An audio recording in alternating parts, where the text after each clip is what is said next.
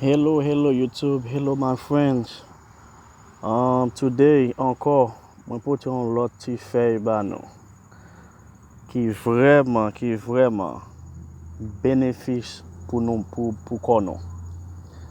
D'accord? So, depi m jwen yo, ma pataje yo ansama avek nou. En pa bliye, tout bagay mwen pou moutre nou, se bagay mwen plante de do kay mwen ki mwen itilize, en se bagay naturel liye. En nap gade la, en si mat. En sa nou fe ansama avek li, plizye bagay. Nou ka fe manje ansama avek li, nou ka fe te ansama avek li, nou ka lave kay ansama avek li. Nou ka fe on jan de pat ansama avek li, on rinse pou nou fubi bouche nou. Apre, pou ban bouche nou bon ti senti bon, pou dezet tan, e pa jis pendant 2 minutes, 3 minutes bouche senti bon, apre ou fini. Non, li menm li rete. Nap gade la, se li menm sa, men sa li getan komanse fe, li getan sèche, getan fe flè, sa se ti gren yo nap gade la. Le yo tombe a te an tou, yo releve. En sou bezen plante li, se jiska son ti moso la dan, fouyon ti te, plante li, mette de lo an bal.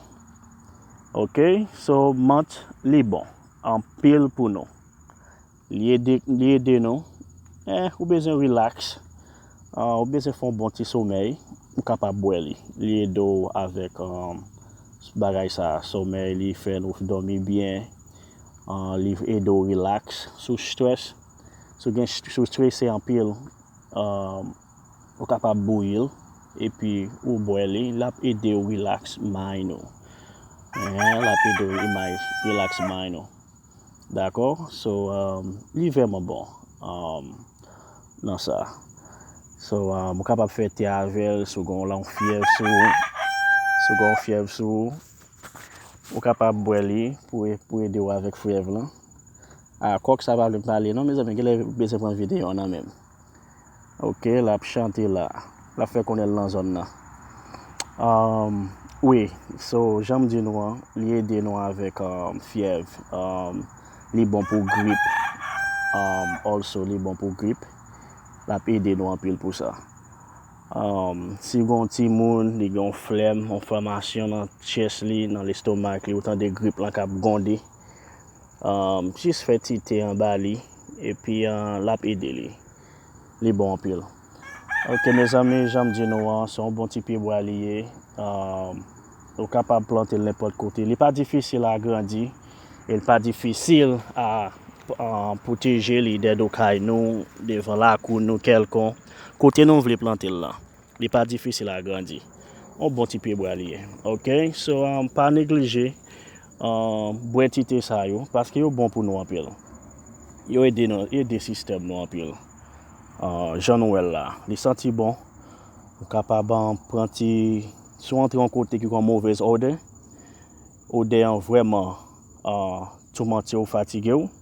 Just ka son ti fèm, krasel, en metou fuyel nan toune ou.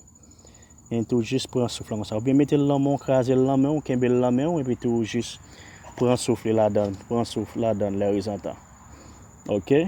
La pede ou. Ansama vek sa. Son bon ti fè liye. Ok? Just krasel l'anmon.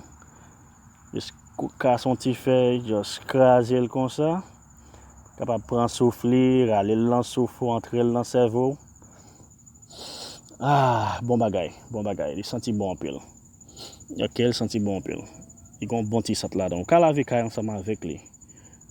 Jis pran, krasel, epi tou koule l nan paswa. Epi pran dlo an, lave kay.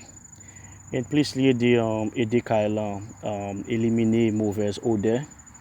Epi mouvez spirit, mouvez l'esprit, rete deyo, kenbe yo deyo. Nan kay nan. Le nou lave kay. Le nou fet alwe kay also. Achete kay, toujou bon pou nou met la, lave kay lan sama avek li avan nou antre. Rase nou va kon sa moun avan nou antre fe nan kay, sa l pat ap fe. So toujou bon pou nou fe sa. So, ankor, mes ami, on bon ti te li. Map ankoraje nou, bwe li, pou kapab ede nou. ede nou nan digesting system nou, li ede nou an pil la dani. D'akor? Li vreman bon. Ok. Fame Louis toujou kontan pou pou pataje ansama avek nou. Sa kap bon pou nou. Ok? So, si nou gen n'importe bagay lan, fèm konen, pose m kesyon, pa gen problem, map ka ede nou. Depi m kapab, map ede nou. M pa kapab tou, map di nou ali jwen dokte. D'akor? Alright, so map di nou mersi ankon. Deske nou te branche ansama avek mwen. D'akor? So, a la prochaine fwa. Pa bliye, pataje video yo. Abone avek channel lan. Komante yon video yo. D'akor? Mwen apresye sa anpil. Mersi anpil, mes ami. A la prochaine.